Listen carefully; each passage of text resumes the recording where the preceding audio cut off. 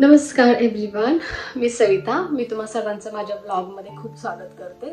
मला पहिले तुमच्या सर्वांचं थँक्स मानायचे, कारण की तुम्ही मला आजपर्यंत जो प्रतिसाद दिला आहे, माझे सबस्क्रायबर्स हे खूप तेजीने वाढत आहेत. त्याबद्दल तुम्हा सर्वांचे खूप खूप धन्यवाद. तर माझा आजचा हा व्हिडिओ खूप स्पेशल व्हिडिओ आहे त्या लोकांसाठी की जे इंडियाचं आणि बाहेरच्या कंट्रीजचं लाईफ डिफरन्शिएट करतात. स्पेशली तुम्ही जेव्हा बाहेर कंट्रीजमध्ये राहता, like Ireland, UK, Australia, so तिथलं लिव्हिंग स्टँडर्ड हे फार हाय असतं आणि तुमचं expenses he as per your living standard is quite हाय.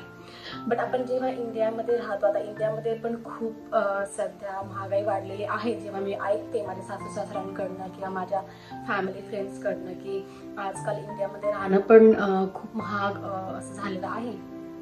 तर मी तुम्हाला थोडीशी माहिती देणार आहे. आयर्लंडमध्ये आमचं लाईफ आणि आमचं लाईफस्टाईल, आमचा खर्च हा किती आहे. स्पेशली जेव्हा तुम्ही बाहेर कंट्रीजमध्ये राहता तेव्हा सर्वांना असं वाटतं की पेमेंट खूप छान असतं बाहेर युरोपियन कंट्रीज किंवा अदर कंट्रीजमध्ये. हे बरोबर आहे, पेमेंट खूप असतं, खूप चांगलं असतं. पण त्याचबरोबर महागाई किंवा तुमचं लाईफस्टाईल हे क्वाईट व्हेरी हाय ॲज वेल. म्हणजे सपोज तुम्ही जेव्हा इंडियामध्ये जेव्हा आपण राहतो तेव्हा आपलं 10 ते 15 हजारामध्ये आपला सगळा हा मंथली खर्च भागतो. पण जेव्हा तुमच्यावर काही कर्ज वगैरे असेल, घराचं म्हणा, गाडीचं म्हणा, तेव्हा ते थोडंसं तो आकडा थोडासा वरती जातो.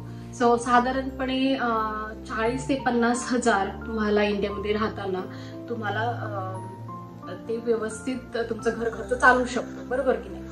पण असं होतं की कधी कधी जसा आपल्याला पगार तसा घर खर्च किंवा तसा मंथली आपला खर्च हा ॲज पर आपल्या पगारा सारखाच असतो, राईट. सो आयर्लंडमध्ये राहत असताना हा पगार किती असतो, मंथली पगार आपल्याला किती मिळतो आयर्लंडमध्ये राहताना, हे मी तुम्हाला सांगणार आहे. आता हा पगाराची जी भाषा आहे ती प्रत्येक फील्डसाठी डिफरंट आहे. जर तुम्ही इथे हेल्थ केअर असिस्टंट म्हणून आला आहात तर तुमचा पगार हा तुमचं मंथली तुमचं आवरली पे हे 10 to 12 hours per hour असतं. आणि मंथली तुमचं ते सगळं कट वगैरे होऊन, तुमचं टॅक्स वगैरे कट होऊन तुम्हाला हातामध्ये 1500 युरोज हे मिळतात. ओके, सर 1500 युरो म्हणजे हे जवळजवळ झाले तुमचे 1,20,000.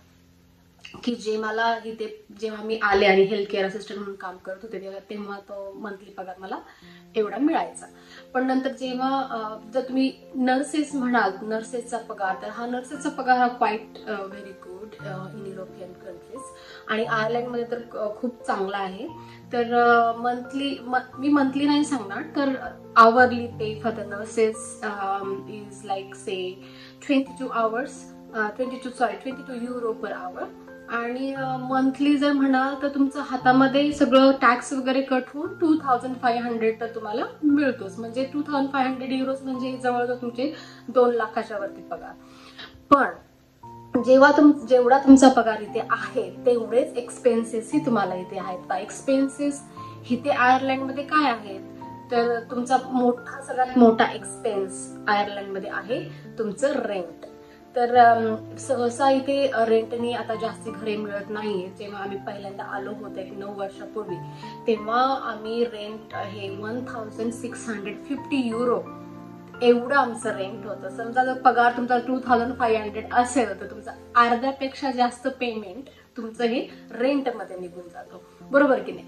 मग आता रेंटमध्ये 1650 एवढं पेमेंट तुमचं जाणार.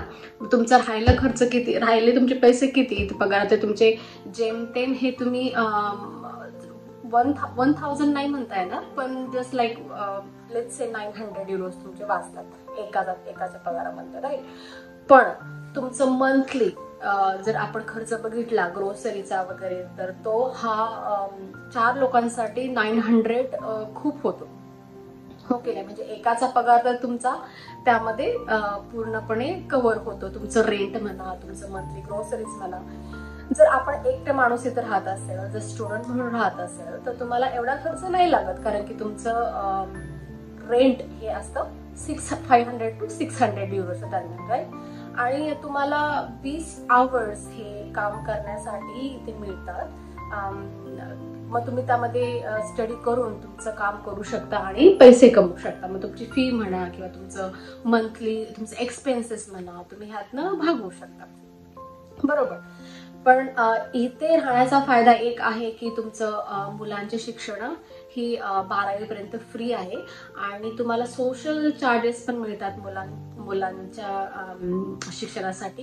तो लेट्स से जेमतेम एका मुलामागे तुम्हाला 140 युरोज तुम्हाला गव्हर्नमेंटकडनं इथे मिळतात. तर ते साधारणतः आईच्या अकाउंटमध्ये मंथली महिन्याच्या पहिल्या ट्यूजडेला ते जमा होतात. तर तो एक लिटिल बिट म्हणा की आधार किंवा हेल्प आपल्याला गव्हर्नमेंटकडनं इथे आयर्लंडमध्ये मिळते. म्हणजे जेमतेम तुम्ही जेवढं कमवता तेवढं तुमचं सगळा खर्च इथे होतो. आणि इंडियामध्ये राहताना लोकांना असं वाटतं की आपण खूप कमवतो आणि आपण खूप सेव्ह करू शकतो. खूप सेव्ह असं नाही म्हणता येणार जोपर्यंत हजबंड वाईफ दोघेही काम करतात. आणि जर हजबंड वाईफ दोन्ही चांगल्या फील्डमध्ये असतील, द नर्सेस म्हणून काम करत असेल किंवा IIT प्रोफेशन मध्ये काम करत असेल तर नक्कीच त्यांचं सेव्हिंग हे चांगलं होतं. आमचं सेव्हिंग हे सध्या सगळं आम्ही डायव्हर्ट केलेलं आहे. कारण की आता जेव्हा आम्ही नवीन घर घेतलं इथं तेव्हा आम्हाला काहीसं लोन घ्यावं लागलं गव्हर्नमेंटकडनं. आम्ही थोडंसं डिपॉझिट भरलं गव्हर्नमेंटकडनं, आम्हाला त्यात थोडंसं लोन भेटलं आणि आता आमचा मंथली रेंट हा जातोय 1600च्या आसपास. बरोबर. सो जर एक माणूस इथं कमवत असेल तर तुमचं सेव्हिंग हे फारसं नाही होत, पण तुम्ही छान असं लाईफ इथे राहू शकता, जगू शकता. पण तुमचं सेव्हिंग मात्र इथे होणार नाही. पण जर तुम्ही हजबंड वाईफ म्हणून इथे काम करत असताल तर तुम्ही एकाच नाही म्हणता येणार, पण ऍटलिस्ट तुमची साधारण म्हणा की 500 किंवा 600 किंवा त्याच्या 1000 म्हणा एवढं सेव्हिंग हे नक्कीच होऊ शकतं. किंवा जर दोघेही हजबंड वाईफ हे चांगल्या प्रोफेशनमध्ये किंवा फील्डमध्ये इथे काम करत असतील तर साधारणपणे लाईफ इथं आयर्लंडमध्ये खूप छान आहे आणि लाईफस्टाईल ही खूप छान आहे. पण सेव्हिंग हा एकच क्वेश्चन, हा एकच काय म्हणू शकतो की सध्या सेव्हिंग होऊ शकत नाही जोपर्यंत तुम्ही दोघेही काम करत नाहीत. ओके. सो ही झाली की आयर्लंडमधली खर्चाची कहाणी. तर तुम्हाला आणखी जर काही व्हिडिओ पाहिजे असतील दुसऱ्या सब्जेक्टवरती तर प्लीज मला कमेंटमध्ये नक्की कळवा. आणि तुम्हाला जर माझे व्हिडिओज आवडत असतील तर प्लीज लाईक, शेअर आणि सबस्क्राईब करा आणि प्लीज माझा चॅनल ग्रो होण्यासाठी मला मदत करा. Thank you so much.